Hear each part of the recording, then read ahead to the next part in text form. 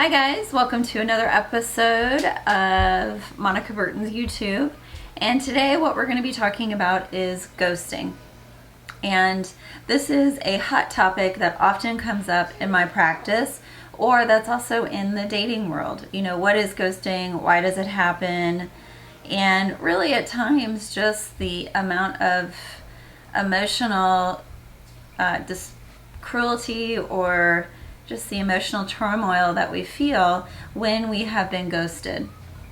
So I just wanted to take a minute and I wanted to kind of read to you the definition of what is ghosting.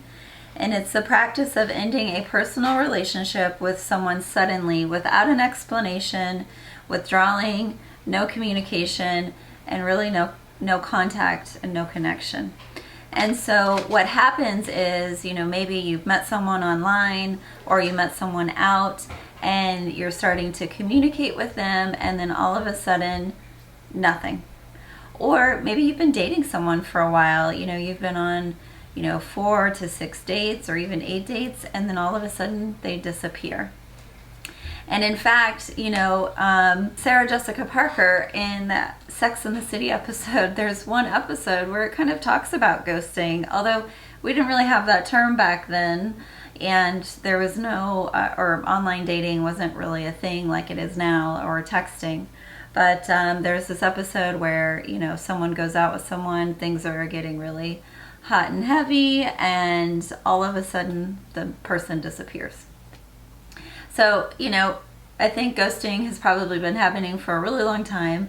Just now it seems more and more prevalent in this day and age with the whole online world, online dating, and especially with texting and such. And also we just live in kind of this impulsive, maybe we feel like we have to be talking to someone all the time. We don't necessarily need that. But I think, when you're thinking the relationship is going one way and then all of a sudden the person disappeared, it's left and it's made us feel like, what the heck just happened? So I'm going to talk a little bit about, why does it happen? Often I really get that question, like, things are going so great, I don't understand why it happened.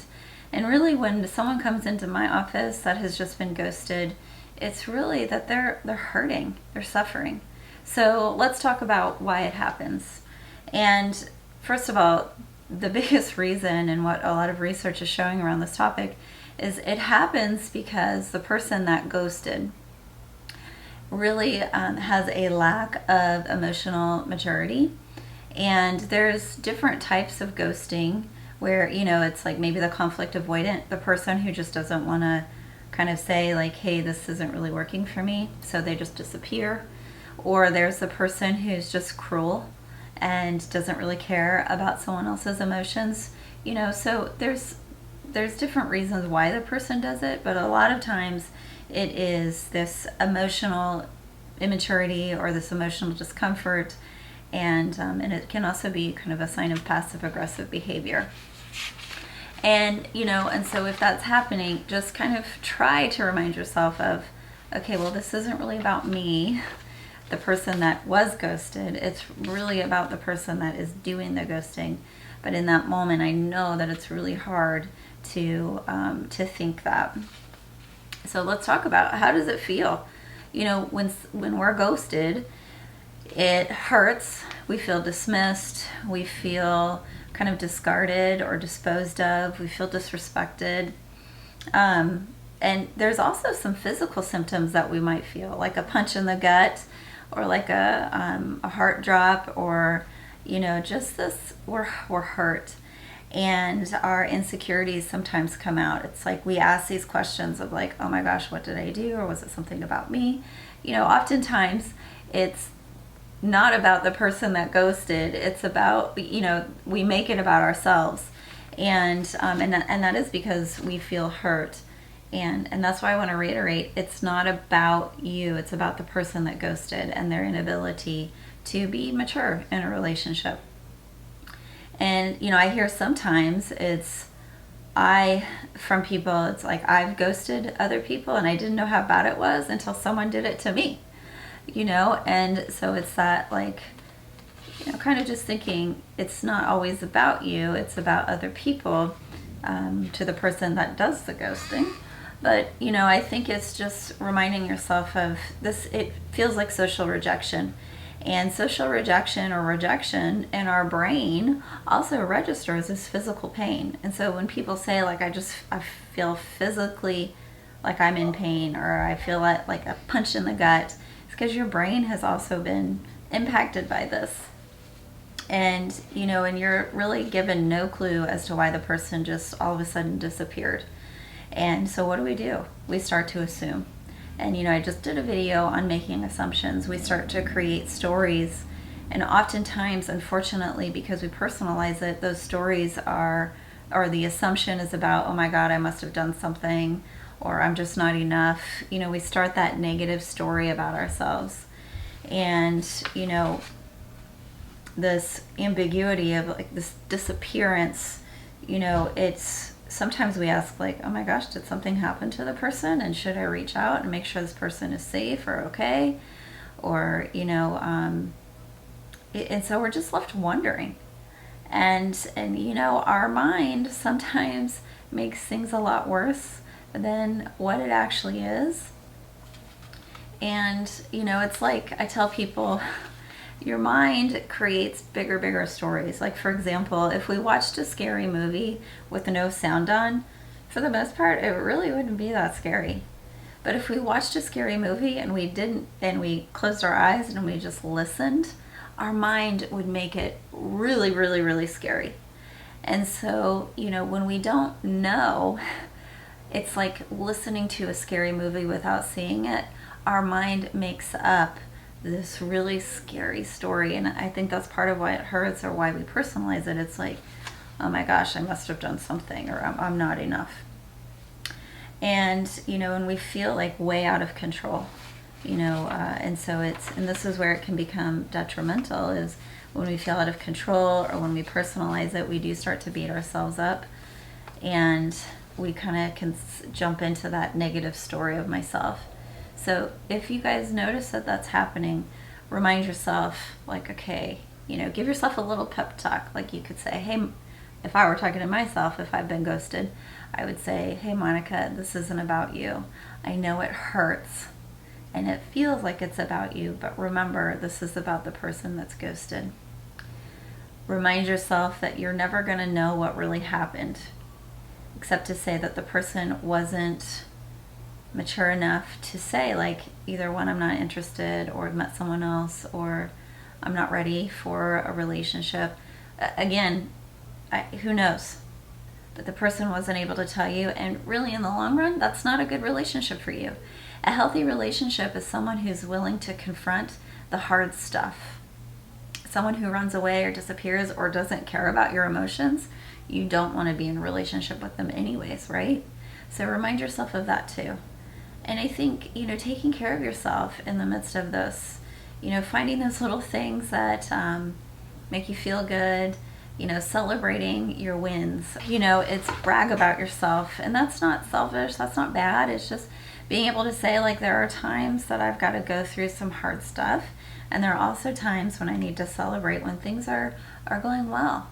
So, even in the midst of ghosting, like, celebrate your wins, or celebrate ways that you're taking care of yourself, and know that you're going to make it through this. So I think it's remembering that you don't know why, and you're not going to know why. And, so instead, ask a different set of questions. What do I need to do for myself that, that helps me through when I'm hurting? Who's in my support network that can help me when I'm not feeling so great? What are little things that I like to do that helps me smile? And just taking some time to validate your emotions, honoring that you're hurt or you're suffering, but don't stay there. When we're ghosted, at times we do feel like powerless, or we don't feel heard, and we do feel rejected and abandoned. And so again, kind of reminding yourself of, like, it's okay to acknowledge those feelings, but then think about what is in my control. What can I do about this? I can't control the other person. I know this isn't really about me. And I don't want to be in a relationship where someone can't come to me and tell me how they're really feeling, what they're really thinking, or if someone's just not really caring about my feelings. I don't want to do that. And so, instead, just say, like, how can I help myself manage this obstacle or this roadblock in my life? How do I take care of myself? How do I refuel and re-energize? Who's in my support network that can help me? And, if you're feeling really, really low, then I would say reach out to a mental health professional. Even mental health professionals call ghosting emotionally cruel.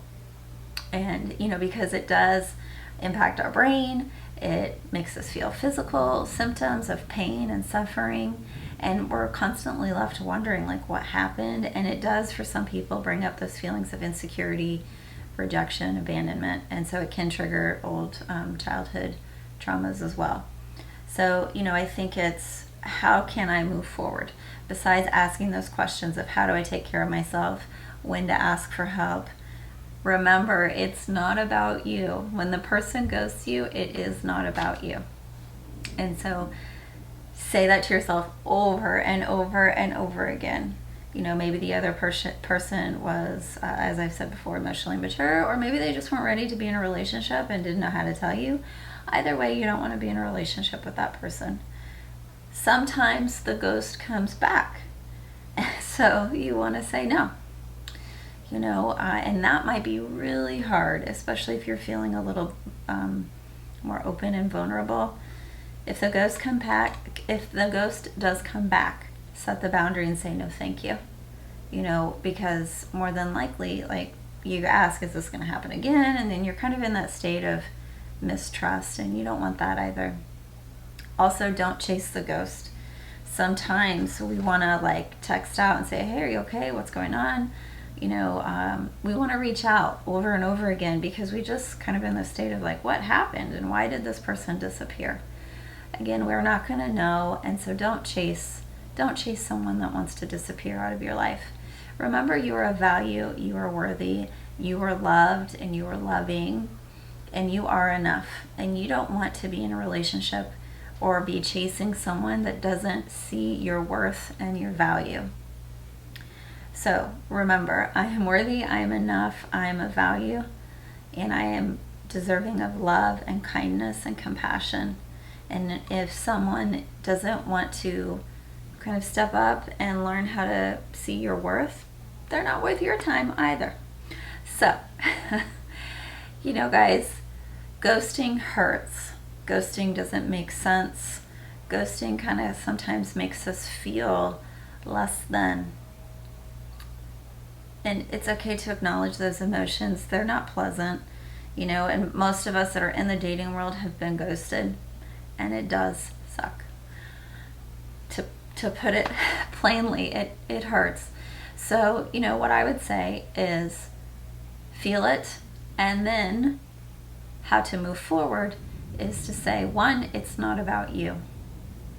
It's not about you. It's not about you. It's about the person that ghosted. Two, you are worthy of something greater and something better. You are of value, you are enough, and you are worthy of someone who wants to see how amazing you are. So ask yourself some different questions. What can I do to help myself through this? What is in my control? And who is in my support network that can help me at those moments that I'm feeling kind of down or really low? All right, guys, so there is some little information about ghosting. Hang in there. And once you've been ghosted, the only thing I'll say is, take some time, but also be courageous to continue to put yourself out there in the dating world, especially if you're ready for a relationship. All right, well, I hope you have a beautiful day. Don't forget to subscribe to my channel for weekly updates all about relationships and mental health. Take care.